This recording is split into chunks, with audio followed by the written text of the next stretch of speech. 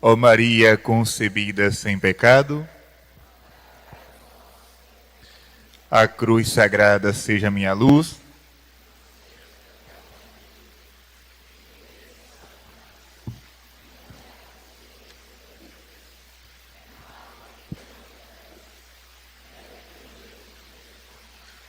Bom dia, povo de Deus. Quero agradecer o carinho da comunidade Servo de Maria. Todos os anos venho aqui rezar com vocês. Não somente pregar, mas principalmente aprender. Aprender a ser servo de Jesus. Aprender a ser mais fiel a Deus. Agradecer o carinho de mãezinha, ela que todos os anos faz questão de me convidar e sempre me acolhe como um filho da comunidade, Paizinho também, todos os irmãos padres que moram aqui. Enfim, é uma alegria muito grande. Tudo estava acontecendo para que eu não viesse este ano para o retiro. Mas eu dizia a Jesus no sacrário, lá na casa paroquial: seja feita a tua vontade. Até engarrafamento para chegar aqui, quase que a gente ia encontrar. Uma carreta, aconteceu um acidente ali bem na entrada, que dá acesso ao santuário, mas conseguimos desviar por outro caminho até chegarmos aqui. Então, Nossa Senhora sempre dá um jeito. Quando Deus quer que a coisa aconteça, Nossa Senhora vai, arruma tudo, deixa tudo bem organizado. Então vamos tomar a palavra de Deus em Mateus capítulo 24, a partir do versículo 9. Vamos falar um pouquinho hoje, pela manhã, a respeito da fé. Você que está nos acompanhando em casa, através da tela de um celular, da tela de um computador, pela televisão, eu sei que o teu coração pede para estar aqui. Principalmente você que tem o costume de vir todos os anos. Você quer estar aqui presente, presencialmente. Mas tenha certeza, a graça de Deus derramada aqui chega também até a sua casa. Não tenha dúvida disso. Não tenha dúvida disso. Às vezes, lá na paróquia virtual, assim chamada paróquia virtual, eu coloco o Santíssimo exposto, coloco o celular ligado na direção de Jesus e digo para as pessoas: você que está em casa, receba a bênção de Deus. Porque o mesmo Jesus que está no sacrário é aquele que no cenáculo de Jerusalém atravessou as paredes com as portas fechadas. Jesus, com seu corpo glorioso, não precisa de acesso, nem de porta aberta, nem de portão. Ele ultrapassa paredes, Então, ele agora ultrapassa a tela do teu celular, do teu computador, para derramar a graça sobre a sua vida, certo? Então, você que está em casa, sinta-se como estivesse aqui. Vamos ler a palavra de Deus, Mateus 24, a partir do versículo 9. Você que está em casa, abra também a sua Bíblia. Participe desse retiro como se fosse presencial. Nesse tempo, vos entregarão à tribulação e vos matarão. Eu estou usando a tradução da Bíblia de Jerusalém. Talvez você tenha Ave Maria, outras traduções. E sereis odiados por todos os povos por causa do meu nome. E então muitos sucumbirão. Haverá traições e guerras intestinas. E surgirão falsos profetas em grande número e enganarão a muitos. E pelo crescimento da iniquidade, o amor de muitos esfriará. Aquele, porém, que perseverar até o fim, esse será salvo. Palavra da salvação. Você que está com a Bíblia, beije a palavra de Deus em respeito a esta palavra santa que nos salva. Por que o Padre Gabriel escolheu esta passagem? Atenção. Quando nós falamos de fé, nós estamos falando de um tesouro que nós recebemos para ser bem cuidado. E se eu não cuidar bem desse tesouro, eu posso perdê-lo. E eu vou ser mais claro ainda. Você que agora me escuta aqui na comunidade, ou aí na sua casa, se você possui o dom da fé, faça de tudo para não perdê-la. Porque tudo está conspirando contra a fé. Tudo que está acontecendo no mundo, e não é de agora, é um projeto muito antigo, para destruir a fé no coração das pessoas. E quando eu falo de fé, minha gente, eu estou falando de fé católica, de fé verdadeira. Não é aquela fé da música, né, do cantor lá da Bahia, Gilberto Gil, não. Tem uma música muito conhecida que diz assim: andar com fé eu vou, que a fé não costuma falhar. Só que o refrão é bonitinho, né? Andar com fé eu vou. Mas quando a gente vai para o estrofe, é estranho. A fé está na maré, a fé está na cobra coral. Que fé é essa? Minha fé não está na maré, minha fé não está na cobra coral, minha fé não está no punhal. É a letra da canção. Então, para o mundo, fé é acreditar em qualquer coisa. É acreditar numa superstição, é acreditar num mito, é acreditar num folclore, numa fada, num duende, numa bruxa, num amuleto. Tudo isso para o mundo é fé. Para nós, a fé é em uma pessoa, Jesus Cristo. E a destruição da fé é para destruir a fé em Jesus. A fé na igreja, a fé da igreja. Pode observar. Repito, não é um projeto de agora, é um projeto antigo, que já vem sendo aplicado há muito tempo, mas que está entrando com mais efeito ainda nos nossos dias.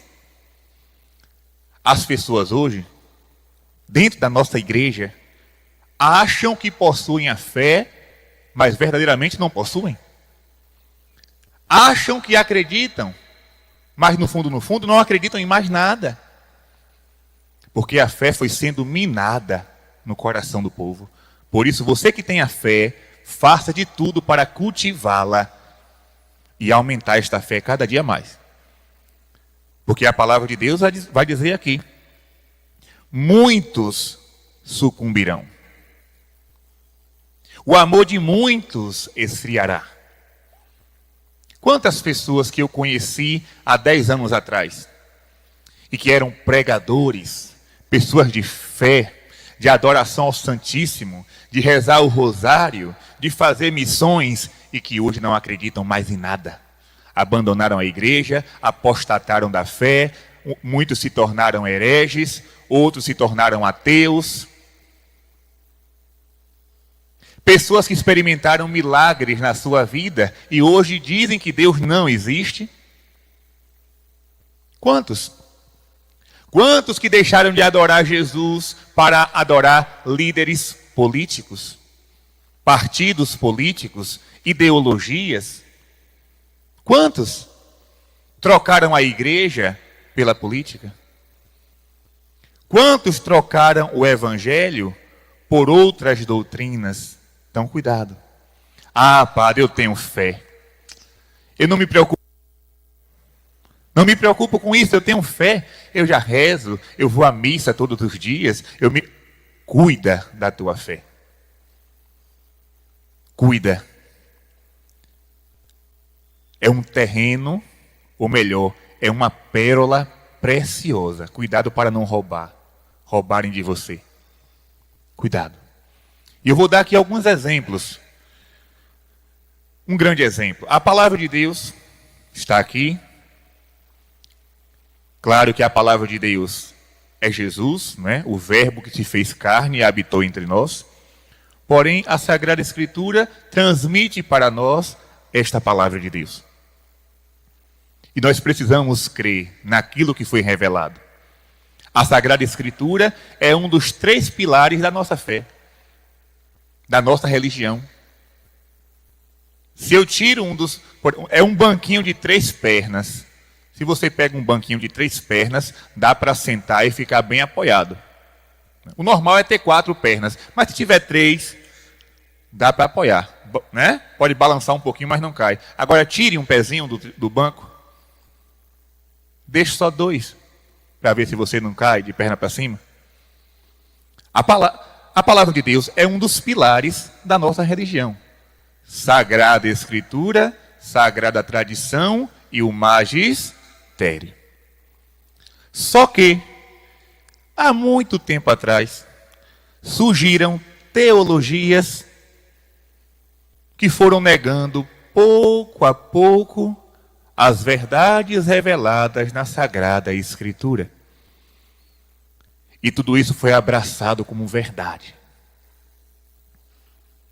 Quantas e quantas vezes eu já escutei, às vezes até em plena missa, o padre dizer assim: olha, o evangelho do dia é a multiplicação dos pães. Nós cremos piamente que Jesus multiplicou os pães e alimentou mais de 5.000 pessoas. Eu acredito piamente nisso. Para mim não há sombra de dúvidas. Mas alguns vão dizer: não houve multiplicação. Ali foi só uma partilha. Jesus nos ensinou a partilhar. Ou seja, tira o milagre, tira o transcendente, fica só uma questão material, social, a partilha.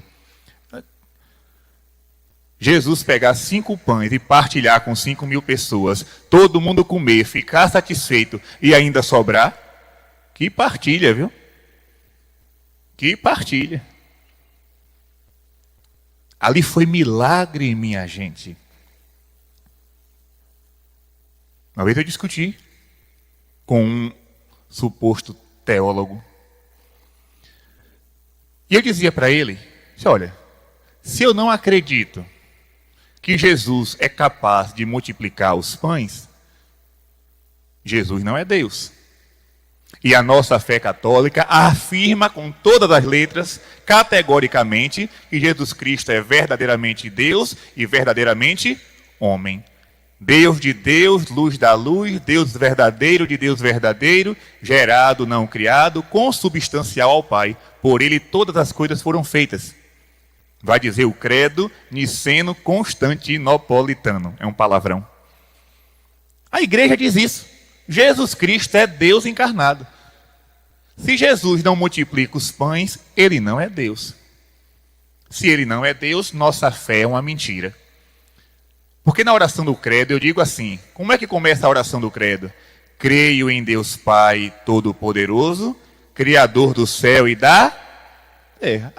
Eu acredito, eu digo que acredito num Deus que criou o universo, as galáxias, as estrelas, o mar, todo tipo de criatura, mas ele não tem poder de multiplicar os pães para alimentar o seu povo. É contraditório isso? É no mínimo contraditório. Mas essa mensagem vai sendo divulgada, disseminada, e o povo vai abraçando como se fosse verdade. Evangelho, Jesus andando sobre as águas. Não, calma. Isso eu estou falando do que eu escutei. Não foi, eu ouvi dizer. Não, eu escutei com esses ouvidos que é a terra de comer. A pessoa disse assim: Jesus não andou sobre as águas. Jesus andou sobre os problemas. Coisa linda, né? Oh, que coisa bonitinha, coisa fofinha. Jesus andou sobre os problemas. A água representa os problemas do mundo. Oxe. Jesus é Deus. Ele anda sobre as águas, sobre as nuvens, sobre as árvores, ele pode andar sobre o que ele quiser. Então, os milagres da Sagrada Escritura, que até ontem a igreja pregava, anunciava e acreditava, hoje muitos dizem que não existe, que não existiu. Está estranho ou não está? Isso é um projeto para minar a fé no coração das pessoas. Se eu derrubo um pilar, os outros também vão sendo derrubados. Meus irmãos, a fé católica é um quebra-cabeça, no sentido de uma pecinha vai se encaixando na outra. Eu não posso, num quebra-cabeça, não existe peças iguais. Mas quando junta tudo, dá um formato só. Se eu perco uma pecinha, posso jogar o quebra-cabeça fora. Se você tem um quebra-cabeça de 1000 peças, você perder uma peça, pode jogar o resto fora. Pode jogar o resto fora. A Igreja Católica é assim. Se eu negar uma verdade de fé, uma só, pode jogar todo o resto no lixo. Não tem essa coisa. Não, isso aqui é mentira. Isso aqui é verdade. Isso aqui aconteceu, isso aqui não aconteceu. Não é assim. E eu vou ser mais claro. Digamos que alguém que se diga católico, eu acredito em Deus, ok. Mas eu não acredito no inferno. Disseram isso também para mim. Uma vez almoçando, disseram, isso é uma teologia, não é? Que foi muito divulgada nos anos 60.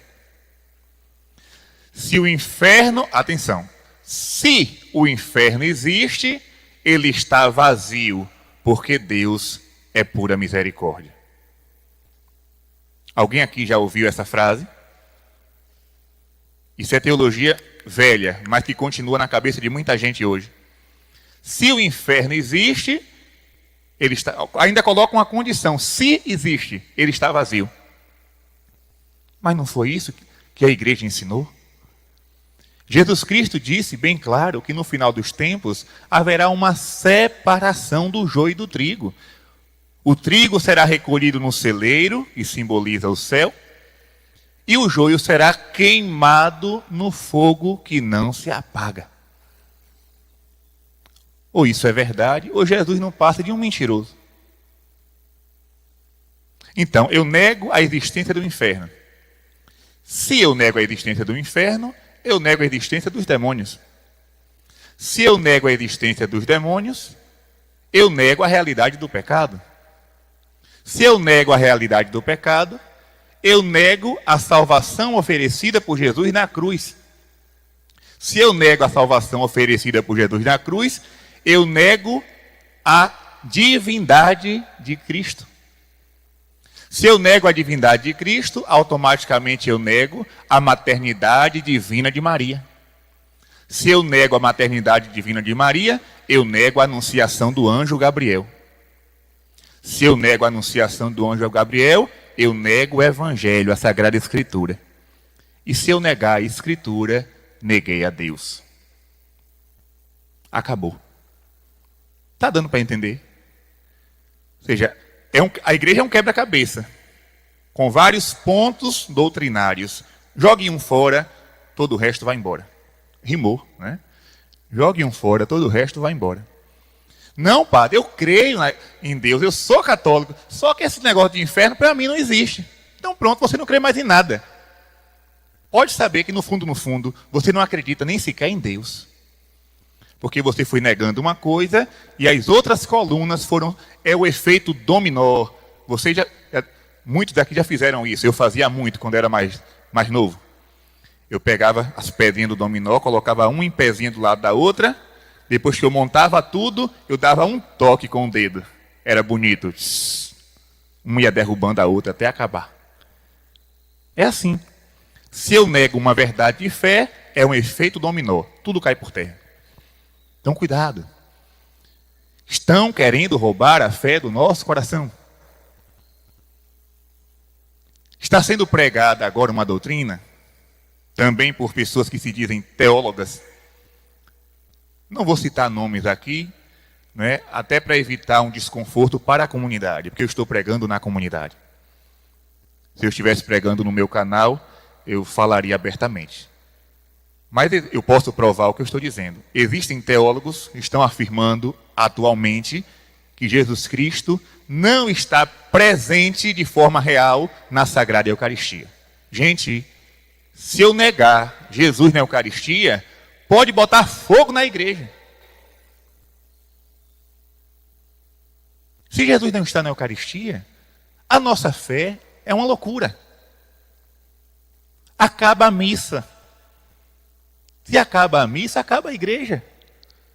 Nós vamos à missa porque nós acreditamos piamente que na hóstia consagrada após a transubstanciação está vivo e real nosso Senhor Jesus Cristo.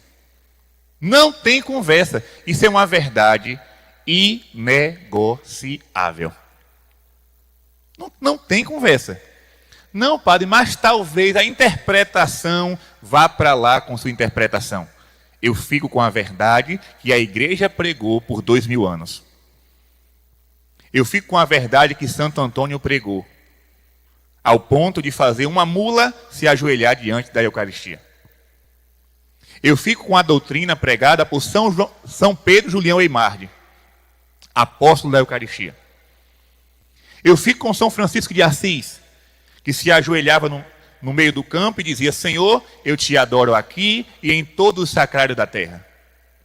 Eu fico com os pastorinhos de Fátima, que viram o anjo segurando a hóstia consagrada e prostraram o rosto em terra para dizer: meu Deus, eu creio, adoro, espero e vos amo. Essa é a minha fé, essa é a fé católica. Quem quiser pregar outra, pregue para outra pessoa, para mim não. Para mim não. Então eu estou falando, isso aqui está sendo transmitido ao vivo, pessoas do Brasil e do mundo estão acompanhando. Eu estou falando para a comunidade e para você ficar alerta. Querem destruir a sua fé, tome cuidado.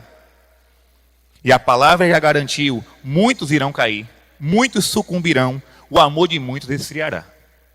Cuidado para não ser você, uma vítima desta engenharia anticristã. A palavra é essa, uma engenharia anticristã. Eles não estão preocupados, meus irmãos, em destruir outras crenças. Não, pelo contrário, eles supervalorizam as outras crenças. Observe o jovem de hoje. O jovem está lá, na sua comunidade, na sua paróquia, no seu grupo de oração, com uma cruz desse tamanho no pescoço, medalha de Nossa Senhora, igual ao padre, camisa de santo, de Santa Teresinha, e vai à missa e comunga de joelho, bonitinho, se confessa, acredita que o pecado existe. Depois, ele vai para a faculdade. E lá na faculdade, alguns professores, não todos, claro, não vamos generalizar, alguns professores começam a descer a madeira na igreja católica. Nas outras religiões, não. Na igreja católica. O alvo é a igreja católica. Porque a igreja não presta, a igreja matou muita gente, a igreja é o atraso da sociedade, a igreja impede o avanço da modernidade, a igreja é contra a ciência, a igreja é isso, é aquilo outro. E o jovem, coitado, que não é firme na fé, acreditava que tinha fé, mas não tinha, era vacilante. Começa, é verdade, é verdade, ó. E começa a balançar a cabeça, feito lagartixa, né? Para tudo que se diz. Eu vi uma foto publicada nas redes sociais. Essa foto circulou muito há uns 4 anos atrás. Um jovem coroinha. Mostrava assim o antes e o depois dos jovens quando entravam na universidade pública, né? Na faculdade pública. E aí, a foto do antes era um coroinha com as vestes vermelhas sobre peliz branca, de mãos postas. E o depois da faculdade, vestido como uma mulher, o cabelo pintado de vermelho e fazendo careta para a foto. O que foi que fez um jovem que servia no altar entrar naquele estado de vida? Ele achava que tinha fé, porque estava no altar noite e dia servindo.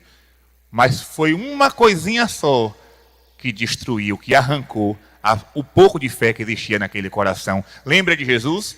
Quem tem, será dado ainda mais. E aquele que não tem, até o pouco que tem, lhe será tirado. Essa é a fé, minha gente. Essa é a fé. Não se contente com um pouquinho de fé, não. Faça de tudo para aumentá-la. Para aumentá-la. E fé a gente aumenta praticando-a.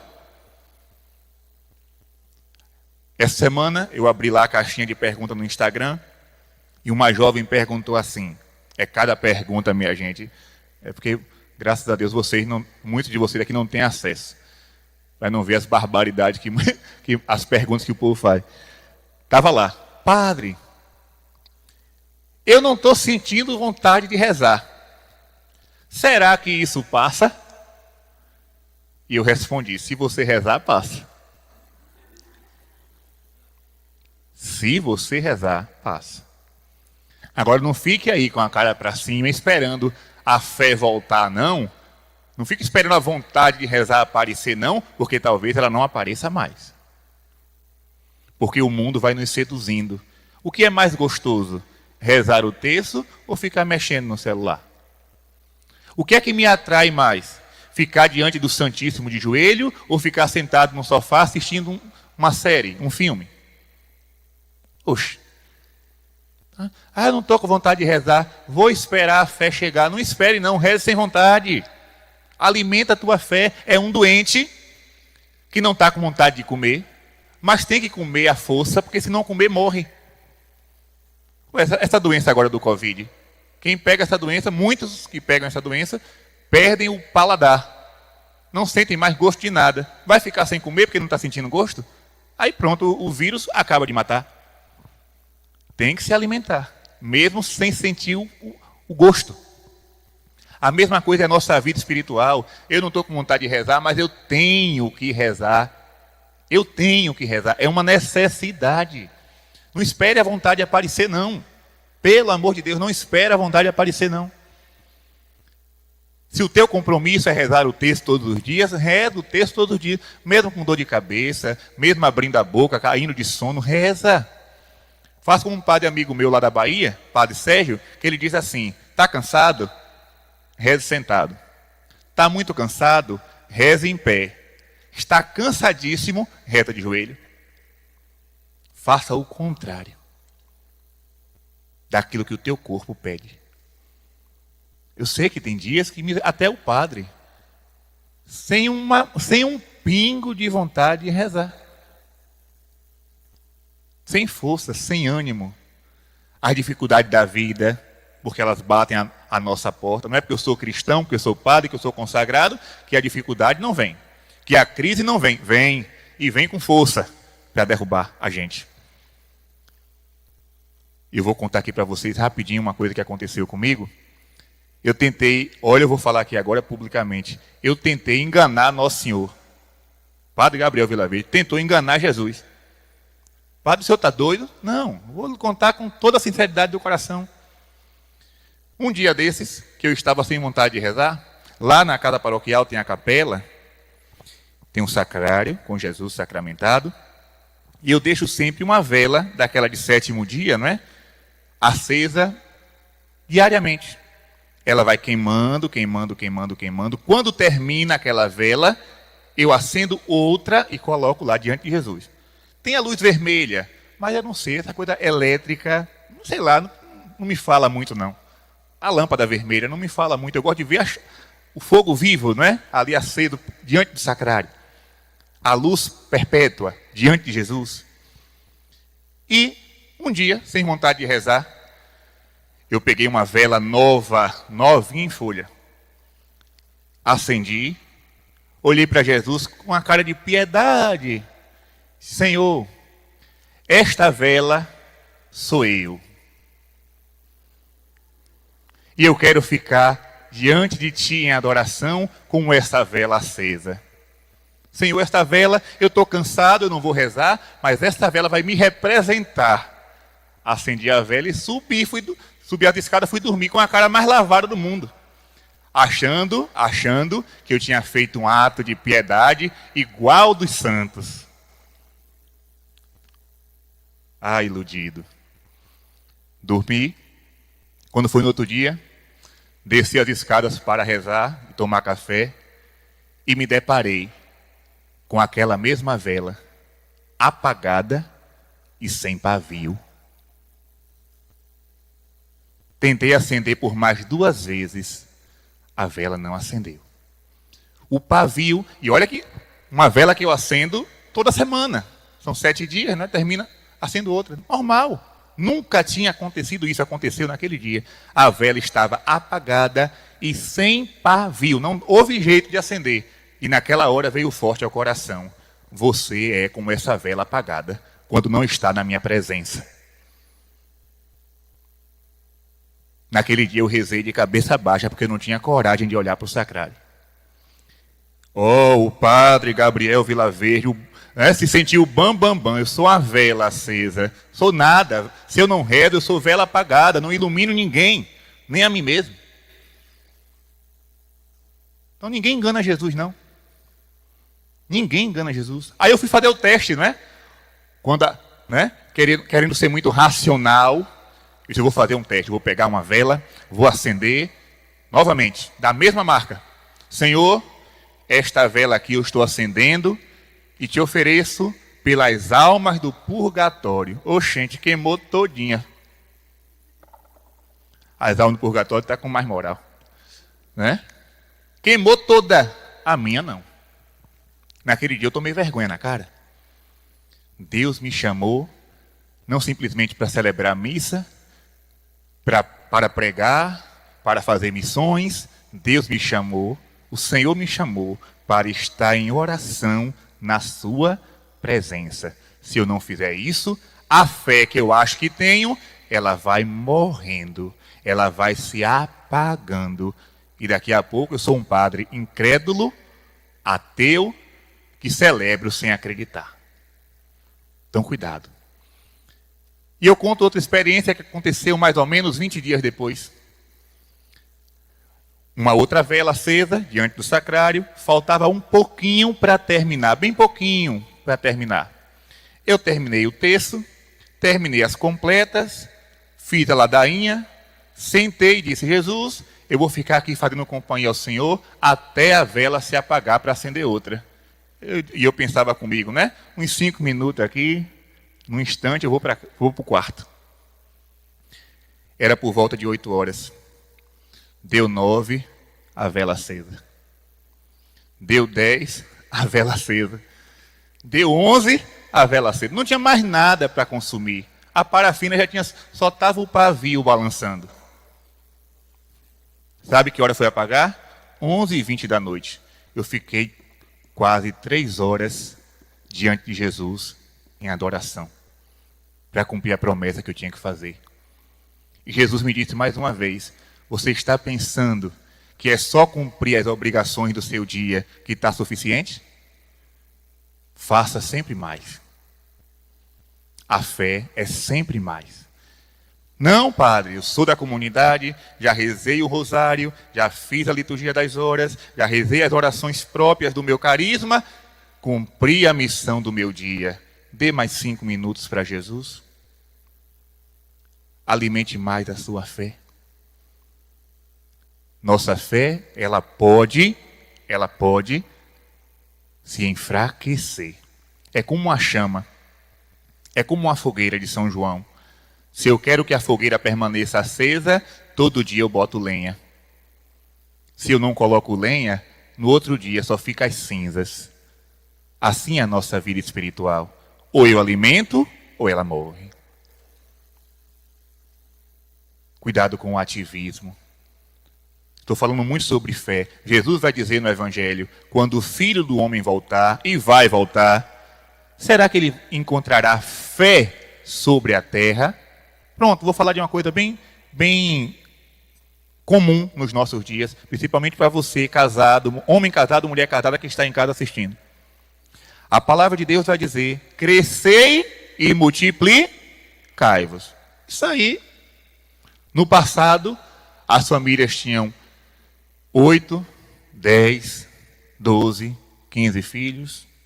Eu conheci lá em Juazeiro do Norte, do padre Cícero, uma senhora, filha de um romeiro alagoano chamado Aureliano, que ele teve 36 filhos. Você acredita numa coisa dessa? Ela é a 36ª, a caçulinha. O pai morreu quando ela nasceu. Ele chegou lá como romeiro, e o padre Cícero chamou ele no canto, né? Como um bom profeta que ele era, E o padre Cícero disse: Aureliano, meu amiguinho, se prepare. Você vai ser pai de 36 filhos. Ele quase cai da cadeira. Mas meu padrinho...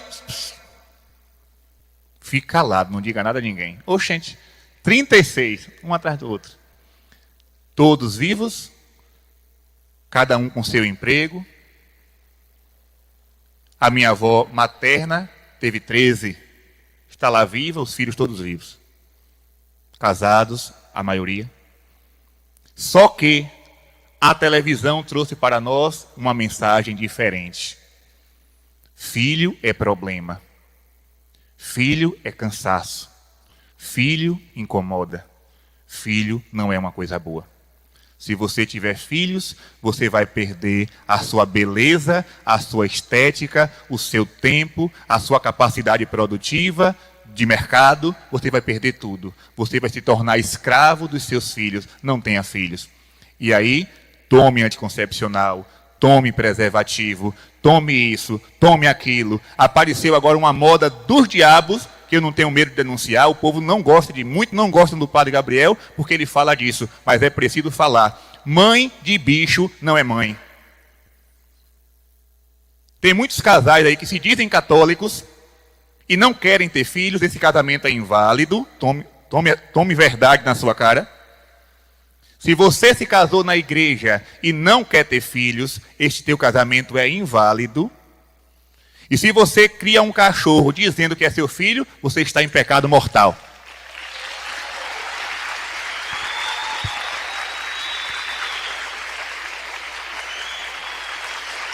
Pode aplaudir Jesus. O povo aqui na comunidade é animado, né? Vocês estão escutando aí. Então, Padre Gabriel, não fale isso. Você é contra os bichinhos? Eu não, eu sou contra o maltrato com os animais. Eu não admito. Um dia desse eu vi um rapaz numa carroça batendo no jegue. Deu vontade de pegar ele, botar na carroça, subir em cima e dar uma chicotada para ele sentir. Né? Eu sou contra o maltrato com os animais. Não maltrate os bichinhos. Eles não nasceram para sofrer. Agora, você não pode dizer que um gato, que um cachorro, que um papagaio, que uma lagartixa é seu filho. Não pode, isso é pecado mortal. Se você é católico, estou falando para o católico, se você não é católico, você pode criar até uma jararaca e dizer que é sua filha.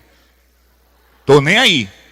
Se você não é católico, você pode criar uma onça, um macaco e dizer: é meu filho, é minha filha, é meu filho. Não, você fica à vontade. Não tem nada a ver com sua vida. Liberdade, liberdade. Agora eu estou falando para aquele que diz que acredita em Deus, que acredita na palavra de Deus. Mas filho é problema. Você está contradizendo a palavra, porque a Bíblia diz que filho é bênção. E eu digo mais. A grande maioria dos santos que hoje nós veneramos não foram os primeiros filhos, não. Santa Catarina de Sena, a grande doutora da igreja, se não me engano, foi a nona do casal. Maria Milza, lá de Itaberaba, uma grande mística, que provavelmente no futuro também será beatificada, ela foi a filha de número 10. Você imagina, Santa Teresinha, acho que foi a número 5 ou 6. Você imagina se o pai e a mãe de Teresinha, ou de Catarina, disseram: não, nós já temos um bocado, a partir de hoje nós vamos evitar. Muitos santos não viriam. Lembre-se de Padre Pio. Uma vez uma jovem chegou para se confessar com Padre Pio. Padre Pio tinha o dom da visão. Ele via o que se passava no interior da pessoa. E a mulher se ajoelhou. Padre Pio disse: fecha os olhos. Ela fechou. O que é que você está vendo? E a mulher disse: eu estou vendo um Papa na janela da Basílica de São Pedro abençoando os fiéis. E o Padre Pio disse: foi teu filho que você abortou. Ele veio para ser Papa e você impediu com o seu pecado. Isso é muito sério, gente. Muitos santos não vieram ao mundo por causa dessa campanha contra os filhos. E aí vem a sociedade, né? Os artistas, a grande mídia. Fulano é mãe de pet. Quer dizer que você nega uma criança que pode ser um futuro médico, um futuro professor, uma futura advogada, um futuro santo, um padre, uma freira, um bispo, para criar um cachorro. E muitos dizem assim: ah, padre, filho dá muito prejuízo, eu não tenho condições de assumir uma criança. Aí compra um bichinho e gasta muito mais do que se gastasse com o filho. É veterinário para lá e para cá, é roupinha. Será que você é cego que não está vendo que está errado? Será que você foi cego? Só pode estar cego pelo demônio. Só pode estar cego pelo demônio. Estão minando a fé. O povo diz que tem fé, mas não tem. A verdade é essa. Porque se tivesse, obedecia a palavra de Deus. Eu conheço um irmão missionário, o Hélio Maria, que está até doente, vamos tratar por ele. Um grande pregador, grande mensageiro de Nossa Senhora, né? Ele prega muito a devoção mariana, a consagração a Nossa Senhora. Se não me engano, já está no 6º filho. E ele não é rico, não, ele vive da providência. Mas está lá, escadinha, tudo bonitinho, arrumadinho. Um mais lindo do que o outro. Um daqueles ali, não sei. Um daqueles pode ser um futuro padre. Uma daquelas pode ser uma futura religiosa, até mesmo uma santa. Graças ao pai e à mãe que foram fiéis à palavra de Deus e não deram ouvidos a essa mídia porca que só faz de tudo para destruir a fé. De tudo para destruir a fé. E eu vou falar também de outra coisa. A adoração eucarística. Você quer saber qual é o católico que acredita em Jesus na Eucaristia? Veja se ele vai pelo menos uma vez por semana adorar Jesus no sacrário. Se ele não faz isso, é um mentiroso. Não acredita em nada. Nada. Diz da boca para fora, mas não crê. A fé se prova pelas obras. É o que eu faço que traduz a minha fé. Um dia desses eu fui numa celebração em outro lugar. E na hora da comunhão o padre disse assim: olha, padre Gabriel, você vai pelo lado de cá, cada um ficou no seu lugar e o padre foi até a pessoa, né, da comunhão. Eu fui para o lado direito, ele foi para o lado esquerdo. E eu fui, estava lá uma jovem, em pé, fez assim com as mãos. Eu coloquei a Santíssima Eucaristia na mão dela. Sabe o que ela fez?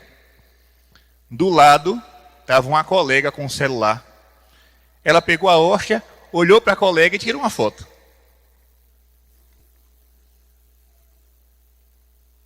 Olhou para a colega do lado com a hóstia na mão e tirou uma foto.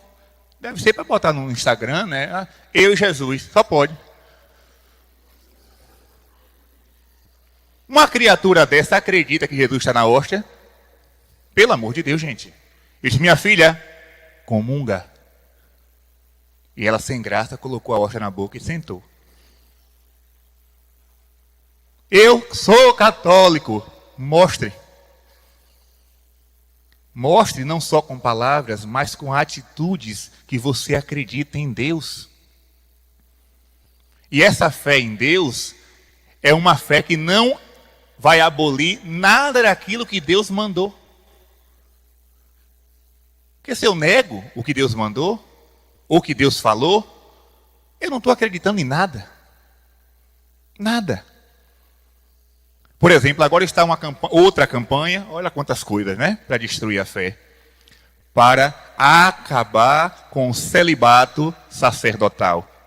Agora, vocês já viram por aí algum grupo de padres fazendo passeata para casar?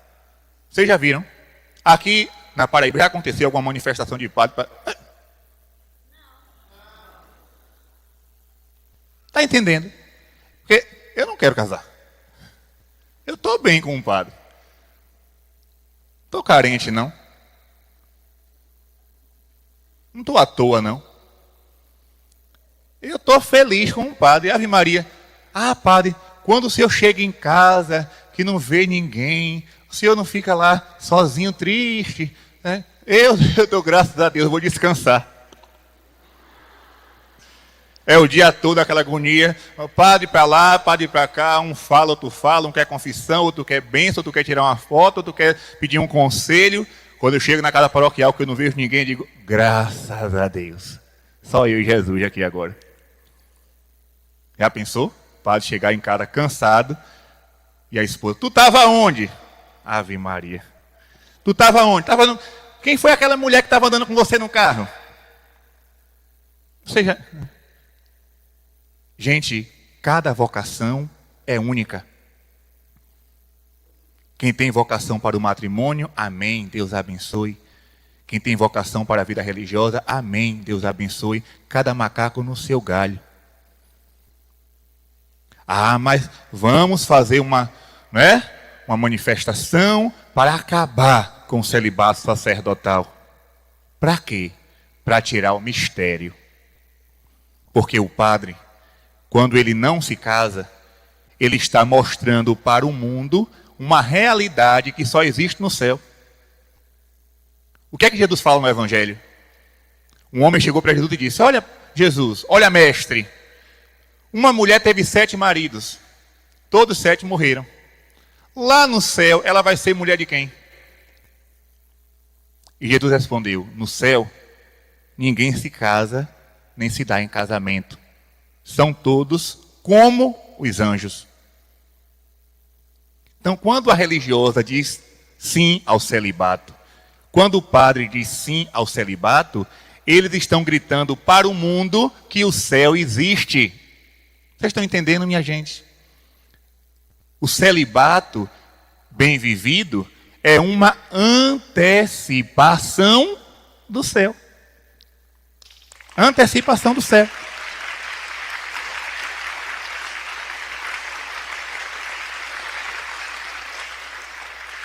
Então, cuidado. Querem minar a sua fé, mas creia.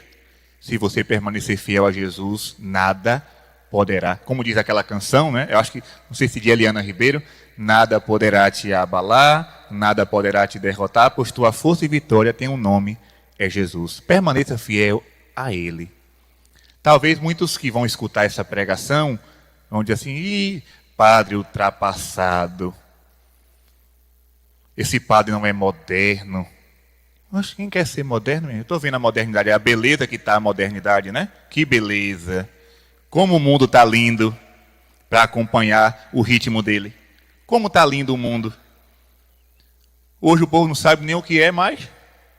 O mundo de hoje, você é o quê? Ah, eu não sei se eu sou homem, eu não sei se eu sou mulher, né? Eu não sei o que eu sou. A gente vê por aí as notícias. Um dia desse eu vi um vídeo de uma mulher no mato, caminhando de 4 pés. Na cabeça dela, ela é um cachorro. Um cachorro. Ela anda pelo mato de 4 pés, assim, né? Engatinhando. Na cabeça dela, ela acha, né, que ela nasceu para ser um cachorrinho, só que veio no corpo de uma mulher. O mundo está doido. O mundo está doido e caminhando para o abismo. Triste de quem acompanhar esse ritmo. Eu só fico com Jesus. Quem quiser ir para a direita ou para a esquerda, vá. Eu vou para a frente. Na frente está Cristo. E o que Cristo falou é palavra de vida eterna. Céus e terras passarão, mas a minha palavra não passará. Moda vem, moda vai. Jesus fica. Tenha certeza disso. A moda vem e da mesma forma ela vai. Vocês estão pensando que no passado não inventaram também umas coisas assim meio que estrambólicas? Sim. E muita gente acompanhou achando que era a última novidade. Descobriram, né? A salvação. Não, gente, a salvação tem um nome. Jesus Cristo. Permaneça com Ele. Deixe o mundo, né, caminhar do jeito que está. Você seja sal da terra e luz do mundo. Os santos, nenhum deles ficaram preocupados em se igualar ao mundo. Pelo contrário, eles fizeram a diferença. Na época de São Francisco, olha a diferença que São Francisco fez. A diferença que São Francisco fez atingiu até a igreja. A igreja católica não foi a mesma depois de São Francisco. Um homem só foi capaz de revolucionar o mundo. Por isso que São João Paulo II falou que o mundo, a igreja, não precisa de revolucionários. A igreja precisa de santos, porque o santo é a verdadeira revolução. Os santos é a verdadeira revolução.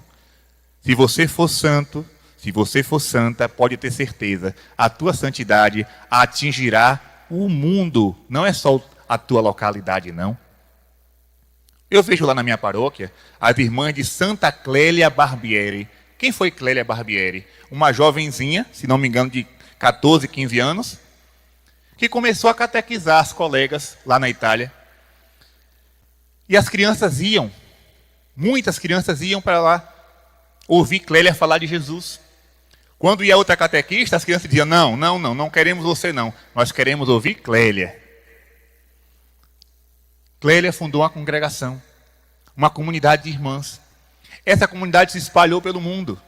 E 3 dessas irmãs moram lá na minha paróquia, lá no interiorzinho da Bahia. Como é que a santidade de Clélia, na Itália, de um povoado, uma catequese simples que ela dava para as colegas, conseguiu chegar na Bahia? Essa é a verdadeira revolução. Aquele que ama a Deus.